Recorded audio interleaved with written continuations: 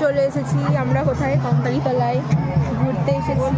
এই যে আমার আরেকজন পার্টনার দাঁড়িয়ে আছে, এখানে আরেকজন দাঁড়িয়ে আছে, আর এই যে কাকিমা এখানে আছে। তো এই জায়গাটায় অনেক কিছু বিক্রি হচ্ছে জিনিসপত্র, দেখো তোমরা দেখাচ্ছি, দাঁড়াও। এই যে দেখো অনেক ঠাকুরের মানে ছবিও আছে, তারপর নানা রকমের জিনিস আছে শান্তিনিকেতনের, মানে যেগুলো বিখ্যাত, এই যে বাঁশ দিয়ে কঞ্চি দিয়ে তৈরি করেছে। তারপর এইদিকে এই যে জামা কাপড়ও বিক্রি হচ্ছে এখানটাতে। এই যে সেই বিখ্যাত নাচ শান্তিনিকেতনের।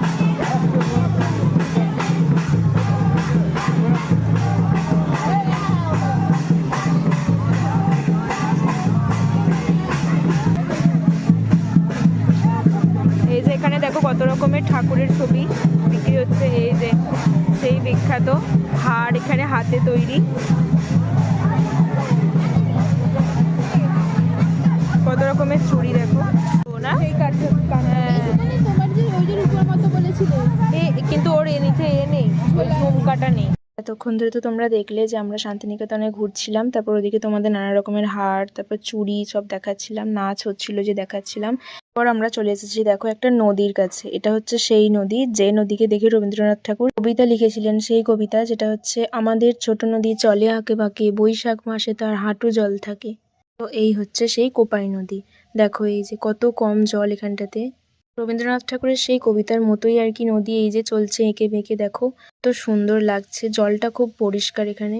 আমরা ঘাট দিয়ে নিচে নেমে দেখছিলাম এখানটাতে, তারপর উপরে উঠে গিয়েছিলাম আমরা আরো ভালো করে দেখার জন্য নদীটাকে। এবার আমরা আরো একটা নতুন জায়গায় যাব, যে জায়গাটাকে অনুকরণ করে রবীন্দ্রনাথ ঠাকুর আরো একটি কবিতা লিখেছিলেন। এই যে দেখো, তাল গাছ এক পায়ে দাঁড়িয়ে সব গাছ ছাড়িয়ে উঁকি মারে আকাশে। এই যে সেই কবিতাটা, আর এই জায়গাটা, এটাকে অনুকরণ করে রবীন্দ্রনাথ ঠাকুর সেই কবিতাটা লিখেছিলেন। তো তারপর আমরা একটা জায়গায় চলে এসেছিলাম। এই বাড়িটা একজনের বলেছিল, এই মুহূর্তে মনে পড়ছে না কার একজনের ছিল আর কি। তো এখানে আমরা দেখছিলাম দেখো। তারপর এই যে মিউজিয়ামের টিকিট কেটে নিয়েছি আমরা, তারপর এই যে মিউজিয়ামের ভিতরে ঢুকে পড়েছি, মিউজিয়াম দেখবো ঘুরে ঘুরে। তো এখানে তো ক্যামেরা করা বারণ, তাই ক্যামেরা করতে পারিনি। এই যে মিউজিয়ামের টিকিট কেটে নিয়েছি আমরা, এখানে চলে এসেছি মিউজিয়ামে। মিউজিয়াম ঘুরে নিয়েছি, তারপর এই যে মিউজিয়াম ঘুরে আমরা বেরিয়ে পড়েছিলাম। এই যে ফুল গাছটা দেখছো, এখানে আমরা অনেক ফটোশ্যুট করেছি সবাই মিলে। তারপর আমরা দেখতে যাচ্ছিলাম রবীন্দ্রনাথ ঠাকুরের গাড়ি, মানে যে গাড়ি করে তিনি ঘুরে বেড়াতেন, গাড়িটা দেখার জন্যই আমরা যাচ্ছিলাম। মিউজিয়ামের উল্টো আর একটা দিকে রাখা ছিল সেই গাড়িটা, সেই কারণে এই দিকে আমরা এসেছি। এই যে দেখো চলে এসেছি এইখানটাতে, এখানেও অনেক অনেক অনেক ফটো তুলেছি আমরা। আর এই জায়গাটা খুব সুন্দর, মানে হালকা হালকা রোদ ছিল আর ঠান্ডার সময় তো রোদের মধ্যে ভালোই লাগছিল বেশ ঘুরতে। এই হচ্ছে সেই গাড়ি যেটা দেখার জন্য আমরা এদিকে এলাম। তো চলো পরের পার্ট নিয়ে খুব তাড়াতাড়ি দেখা হচ্ছে তোমাদের সাথে। টাটা সবাইকে।